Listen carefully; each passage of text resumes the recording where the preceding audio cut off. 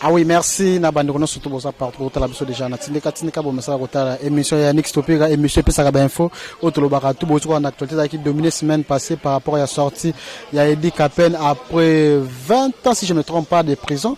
Ah oui, c'est comme mon am sauter l'équipe Union Sacrée Informateur à comme le niveau nini. Koto pena est batu baza ko sila batu baza ko kufa na ebite soki Mike le soleil yo akoka balancer ba image wana soki ko geneta chama ba image wana batu ba mo ndeni makamasa ko leka na est et puis Masoleta l'Union Sacrée, tout le monde la mer Mendaye, tout le monde va passer à Koya.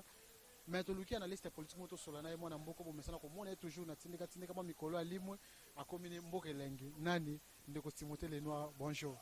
Bonjour, merci beaucoup pour l'invitation. Me veux le meilleur à tout le monde, surtout na abonnés sur ya tindika. Les fins qui sont bien papier Kelly, ils ont résilié mon contrat. Nazaki actionnaire la carte tindika, mais va résilier le contrat là. Va prévenir ngate donc biso ba congolais tatu ana poto to aka ba congolais mboka elengi mama disait matondo na pesi ba nini ba meilleur vœu toutes les bonnes choses mama disait matondo elle est toujours là pour accompagner la famille de la manière que musale ça ma bien donc me veut le meilleur la vie que elengi tindika parce que batu mingi baza batafuachi batayi de pes ba koyoka ka moi analyse mukie to kosala ba o ba kofinga ba fingi mais ba o ba ko comprendre on va évoluer dans la réflexion donc voilà. Moi, Mboka Timothée les Noirs, tous on a Masoleta les Mboka. Eddie Capen, après 21 ans, après 20 ans de prison, à Outiko Bima. Réaction des données au moment qui sorti Eddie Capen. Non, sorti Eddie Capen, moi je suis un républicain, je suis un nationaliste, j'ai aimé cette approche, j'ai aimé la lecture du chef de l'État, qu'on libérait Eddie Capen. D'ailleurs, la séquence, parce qu'il faut dire que j'ai créé une séquence de 4 et 5 minutes, on appelle ça comme Mbokelengi. Mbokelengi, je ne développe pas, Mbokelengi, je pose que des questions politiques basées sur Katsa Baïmou, Baïmou, on les a accompagnés dans la dédicace. Donc, je ne fais pas le journalisme, je ne suis pas journaliste. J'ai beaucoup du respect pour la bande de journaliste, même ce qui est plus important dans la vie, c'est créer un concept. Mais le plus important, sorti à Eddie Capen, c'est un coup réussi, c'est un coup de gueule pour Nafachi Béton. Félicitations. Eddie Capen a bimi à mon côté, Babimi Batonia Swazaki condamné entre guillemets arbitrairement pour un dossier à musée. Va bénéficier de la grâce présidentielle, il y a Fachi Béton, bravo.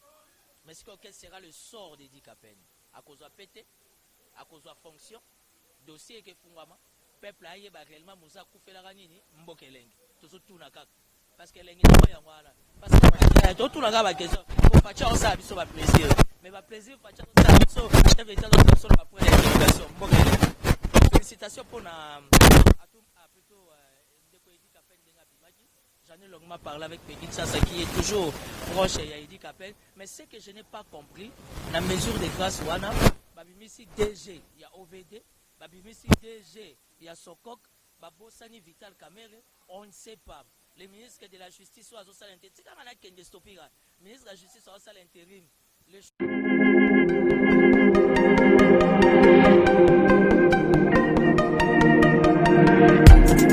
Après 25 ans d'expérience, eh oui, de 1995 jusqu'à ce jour, Elton Storm, l'unique shop congolais de Londres, la Grande-Bretagne, où il la Londres, et ça la fierté à la communauté Nabiso, et surtout, il y a un homme d'affaires congolais sérieux dans la diaspora.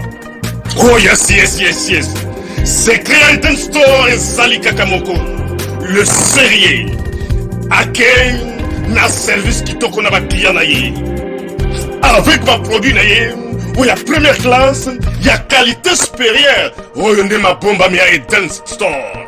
Oh yes, mon climat bimbe yeba. Ma maman à Londres va confirmer. Eden Store, c'est le berceau des produits cosmétiques. Il y a solo produits originaux. Et yes, les alipes perso et produits alimentaires naturels et organiques. Au travers de nos produits cosmétiques, Eden Store détient le secret. Secret ya solo, où ya poso ya maman moi c'est qui toko. Poso ya moi so penza basali kolula, poso ya moi so mobala kotala ya lembate. Poso so kotamboli masanga sima. Eh oui, yango ne ba produit zo te kama na kati Eden Store. Na ba produit alimentaire, où ya Eden Store, yango de secret ya cuisine ya maman congolaise. Eh oui, nyonso ko so penza mobali na yo ezali. Pondu, matembele, ngai, ndole, fumbwa ndunda bilembwe oyo nyonso mpenza oyo kobonga mpona cuisine na yo ezali. Oh yes yes yes, olingi mobali na yo asepela na yo libela na libela, olingi mobali na yo atalaka yo lokola mwasi azali kolula sika. Oh yes, olingi mobali na asisa biloko nyonso otielaka ye na mesa, sekre ezali kaka moko, Ethan Store.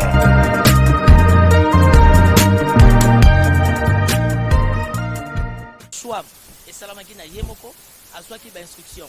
Et pas à Nani, Mbokelen. Donc aujourd'hui, nous sommes en train de constater, nous sommes en train de réaliser que votre langue politique de la vie et nous comprenons beaucoup de choses et nous prenons acte. C'est ça le plus important. Parce que moi, je suis fier d'être partenaire de Vital Kamerhe. Moi, je ne suis pas de l'INC. Je suis initiateur président d'un mouvement politique, tous pour une République nouvelle. Ma base et moi, nous sommes décidés d'accompagner Vital Kamerhe comme leader. Et ça, Baro va soutenir Pachi, Baro va soutenir Bemba, Baro va soutenir Fayolo, Oya Kanye, opposition en otage. Vous supportez Bisso au fait, vous soutenir Vital Kamerhe. Non, mais pourquoi pas? Kabila n'est pas fini, il faut faire attention. Je n'ai jamais été kabiliste. Jamais je serai tshisekidiste. Je préfère être fidèle à Kamerhe par rapport à ma zone. Moi, Vital Kamerhe et moi, ils accordent à corps. Et elle sont là, papa na moi, et elle sont là, ma collaborateur. Et aujourd'hui, la bonne posture de l'UDPS, c'est automatiquement la bonne posture de l'UNC. Parce que pour ça, avant tout ces blablabla, en 2018, il y a eu un accord UDPS allié, UNC allié. Aujourd'hui, si Fachi est en bonne posture, ça veut dire que Vital Kamerhe, malgré emprisonné, il reste toujours en bonne posture avec ses alliés. Donc, dans 4 schémas, on se salama, surtout à propos de Rapio. IDPS et alliés vont se retrouver, l'UNC et alliés vont se retrouver, et Vital Kamerhe a déjà donné la liste. Il faut faire comprendre dans la traite, oh, nous sommes INC, oh, nous sommes trahis Kamerhe et que bouleuse aussi là. Bah, il va dire que bouleuse aussi là, sauf que là, il y aura pas de là déjà. Parce que Kamerhe est satisfait de la pompe au Moussous. Mbogelen. Mbogelen, tout le monde a ramassé les Dikapen, mais les Dikapen, le métro avec les Nord, avec le venger, avec le Obama, avec le musée. Est-ce que, à ça, secret, monsieur, il faut que le sénateur a vite. Non, il ne faut pas rester dans ces contextes-là, parce qu'il faut éviter de faire un travail inachevé. Si Fachi au conditionnel veut faire un travail complet, ça veut dire qu'il a accordé sa grâce présidentielle, qui est reconnue par la Constitution, Abimisi, Edi Kapen et toute l'équipe Musée. Le chef de l'État n'a qu'à donner des injonctions à la justice militaire, de la manière que le dossier en Fungama, la vérité Bima, qu'on sache réellement qui a assassiné Musée. Et surtout qu'Edi Kapen est vivant, il y a encore une vingtaine de gens au bazar vivants. Ça veut dire que dans le cadre de l'histoire, afin de donner l'état des droits et corps, et l'homme esprit et corps, ça veut dire qu'il faut permettre à ce que le procès soit et que toi et moi, souverain primaire, population, sont dans tous les 4 coins de la République du monde, qu'on sache en réalité Musée a été assassiné comment. Mais si le fait, tout dépend du chef de l'État, ce qu'on dit que c'est l'important. Et ça, un pouvoir discrétionnaire, mais au cas contraire, moi, la question, tout n'a qu'à cas d'Ambokele. Et dit qu'à peine abimi, elle est parce que Mboko a tous un candidat au Sekakak. Les deux dit qu'à peine abîmé. Est-ce que l'obéa a pété dans tout Nikak? Est-ce que l'obéa a fonctionné dans tout Nikak? À l'attaque tenue à faire DC. À l'attaque tenue à faire DC, c'est ce que je n'ai pas compris. Parce que tant qu'on va condamner qui va dégrader qui est. Mais je n'ai pas compris sur quel élément de droit. Oh, bah là, c'est sous tenir à péter dans tout Nikak. Elle est dans péter zone. Ah, mais quand on a tout, parce qu'il faut pas savoir sur Yano. Moi, je ne suis pas contre à la tenue. Mais moi, la question que je me pose, pendant le procès, il a été dégradé. Parce que pour pas s'embêter officier supérieur, bazong sakena nous kader, ndeto bengara. Mais si quoi abimi boloko directement na ba pété na elengi nango yangwala. Raison pour laquelle la question que je me pose, l'initiative du chef de l'État elle est bonne. Est-ce que dit qu'à peine en soit fonction, à cause de pété, dossier musée que fungama mboka elengi. Tozo tuna kaka. Kaka déjà condamné à mort, c'est que dossier c'est là qui est-ce que yemo ko question soit abandé la dossier wana ou bien ngene. Bon, dossier Angazaki condamné à mort, on peut dire silagité, mais la question n'est pas là. La question aujourd'hui, ils ont été condamnés entre parenthèses. Et si réellement le chef d'État accorde une mesure de grâce, c'est pour dire qu'il y a un soubassement. Soubassement, oui, il y a un chef d'État, il y a un souci, il y a un chef d'État Nabiso. Ça veut dire qu'on sache la vérité, qu'est-ce qui s'est réellement passé pour l'assassinat des musées. Et il faut tout na kaka. On s'appelle Chinarambo. Ah, Chinarambo.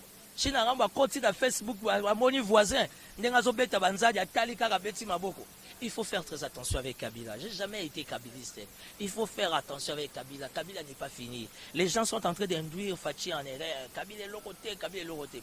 Il y a un moment où Fachi, moi, ça va calculer avec beaucoup de tact, beaucoup de diplomatie et beaucoup de sagesse. Parce que politique, la politique, c'est comme la mafia. Il faut savoir respecter les principes. La politique, c'est comme l'amour. Dans une vie de couple, pomba zakate.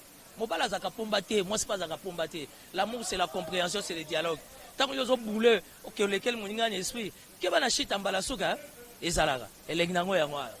Par rapport à ça, est-ce que que non, Kabila Silite, Kabila Bote, mais comme on a ba mende, ba ké, ba choc, tundu, ba ké, ba zamo belle clic na ba ké. Charles Koto, ba ké, ba ngoika sans. Fin 91, début à 92.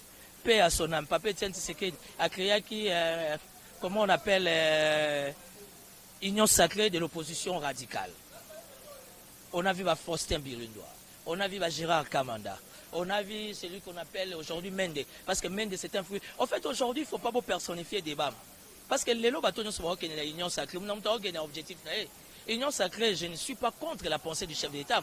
Surtout, l'Union sacrée, c'est que la prophétie était déjà venue des Cameroun. Mais la question que je me pose, est-ce qu'aujourd'hui l'Union sacrée est selon la vision du prophète? Parce que la prophétie est venue de Vital Kamerhe, qu'à l'horizon, nous proposons avoir une union sacrée avant l'arrestation de 100 jours. Notre procès préfabriqué. Parce que maintenant, le procès préfabriqué, c'est aussi la terre. Alors, aujourd'hui, tout le monde est libre au nom de la démocratie. Il y a une union sacrée. Avec quel atout? Quelles sont les personnalités qui ont constitué l'union sacrée? Les ventriotes politiques, les méloposes politiques, les dialyse politique, parce que il n'y a pas où. Alors, il n'y a pas d'avenir pour le Congo. Non, il ne faut pas qu'on ait un débat à Mende.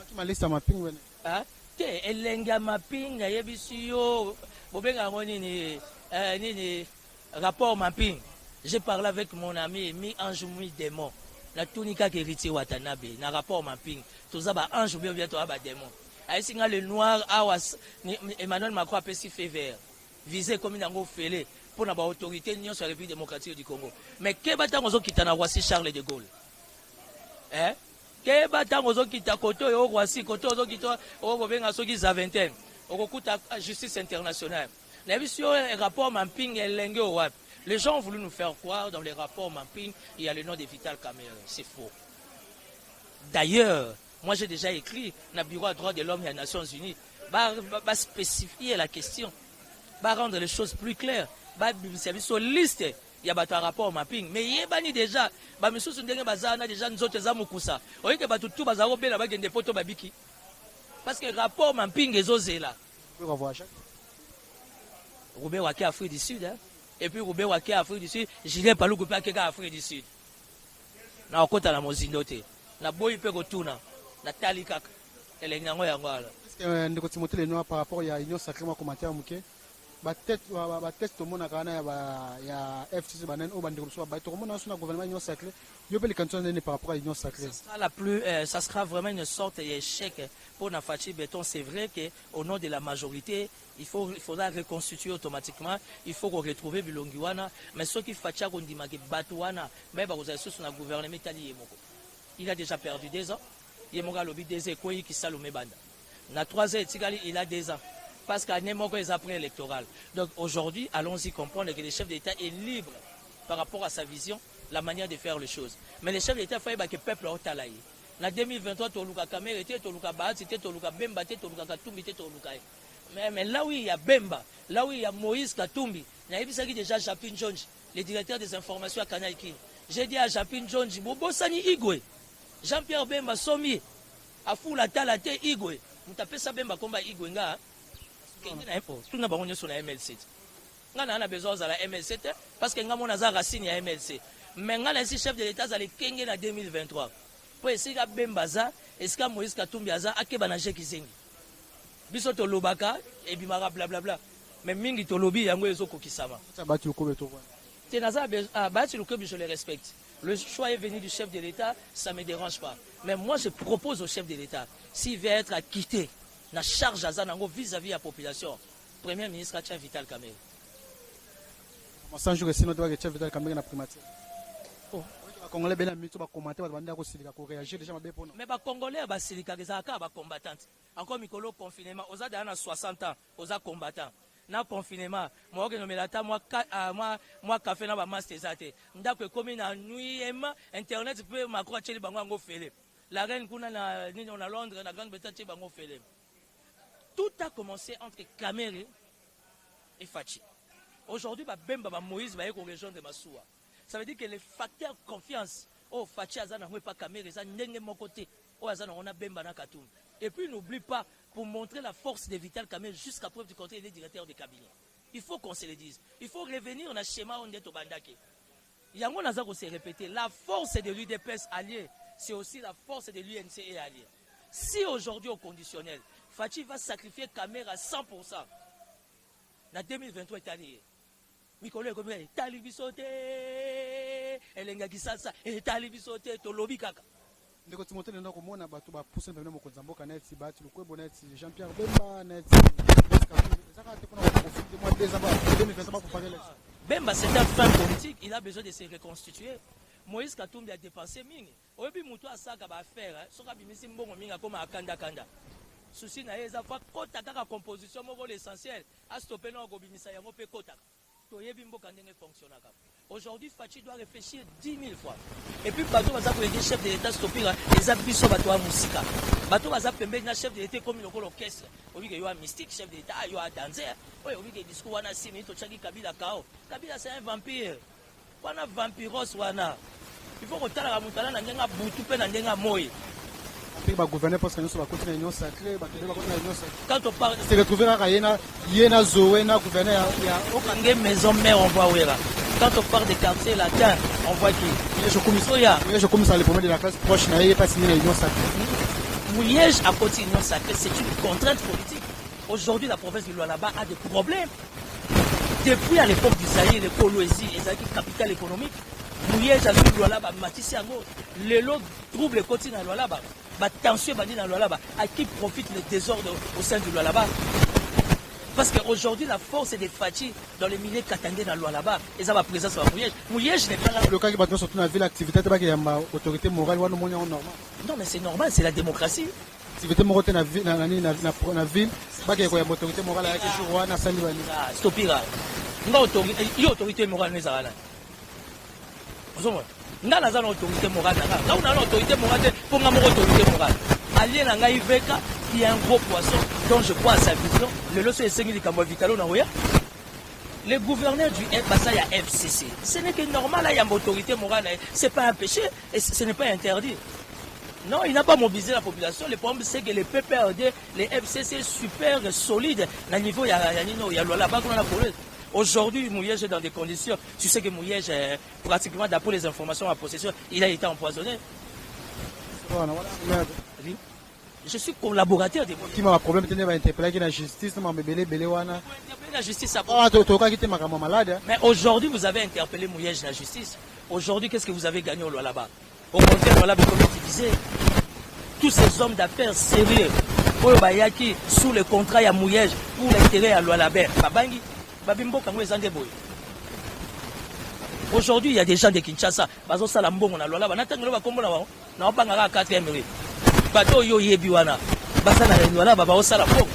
Pourquoi l'avantage du Lualaba, c'est quoi? C'est que le marché de l'emploi est opérationnel. Il y a 4 mois, 6 mois, société créée. Il y a 4 mois, 6 mois, société créée. Et la présence de Mouyège dérange. Et la présence de Mouyège dérange, pourquoi? Parce que les Congolais n'aiment pas bosser. Quand on se retrouve devant quelqu'un qui est un bosseur, aujourd'hui nous sentons, nous voyons, nous vivons l'absence réelle, il y a Vital Kamere dans la présidence. Vous comprenez? Et puis pour votre information, chaque mois de janvier, Mouyège a une Afrique du Sud pour des contrôles médicaux. Chaque avril, Pâques, il y a un contrôle. Pour la Namakelle, il y a un épave. Il y a un moment où mais j'ai des problèmes de tension, il faut pas ça la dialyse, j'ai pour ça. Il y a charge, il y a un mbogo na mapeka. Il y a des combattants 60 ans à poto. Il y a des choses faciles. On dit que mbogo est mi kumba. Fachi moka lobi en gros ça vous demandate. Azana besoin où mais la mokile. Parce que quand on a la présidence de la République démocratique du Congo, ça facilite. Parce qu'il faut gérer les Kina. Fachi a lobby mais base décidé dans Genève base vous décidé qu'il y a moka lobby mais base quoi ici dans ce base quoi ici. Fachi ça longa ya base. Il y a un moninga na virus. Ça m'a cassé là yangwana parlo ameka qui a coquité parlo un gouvernement qui demande pour apporter un plus la population de Rwanda. L'union sacrée pour moi je suis né pour, je suis né contre. Je ne veux pas seulement être mal compris et mal interprété. C'est une initiative qui est venue du chef de l'État au nom du nationalisme, au nom du patriotisme. Je ne peux qu'accompagner cette démarche. Mais de moi-même individuellement, en tant que politique, je ne suis pas chaud. Et je te dis, étant qu'un homme politique, nommé au Temba. parce que ça quota, il y a UNC et allié. Naza allié à Vital Kamel. Vital Kamel soit appelé sur Kombonanga. Je suis bon pour les ministres Belé va dans la 66 tata mingi ozomona mabumwana bauti baboloko baokana bakoma banani baministre de l'union sacrée ebele na l'équipe baona bae imagine tout barchive babombela jour okomaka kuno kokite baobisana surtout olia OK 4 millions nana okoka d'abord la politique eza milliers moko ya bato baza civilisé bien éduqué lelo bosangisi na bata maboke bata ba théâtre bato ba blessa zomba na sa moi quand tu vas dans des pays organisés pour faire la politique faut être noble c'est comme pour aller à l'université il faut avoir des moyens. Mais ah ouais, le comme université, il se plaint. Tu te plains pourquoi? Parce que l'université, c'est un monde à Batambong. Aujourd'hui, la politique en République démocratique du Congo, c'est n'importe quoi. Dans des pays civilisés, la politique, c'est un monde de bourgeois. Nga ba finga nga pona yebi ming. Natanga lo ko natanga.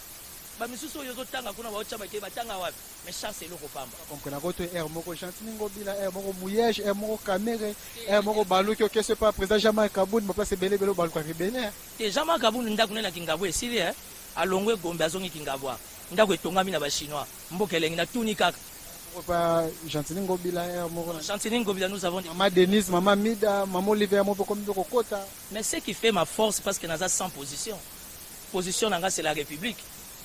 Maman Denise soka benginga je vais obéir. Maman Mida kutaza maman abotingai. Maman Mida so benginga vos ordres. Talaka papa Vital Kamel azala. Maman Aroro nazo c'est la confirmation pas madame Angèle Kanam. Nakinga kati nga fona kendete pondo ezozela ngai te nga na mata cheval na 12 ans tangi komba mutu na tuni kaka.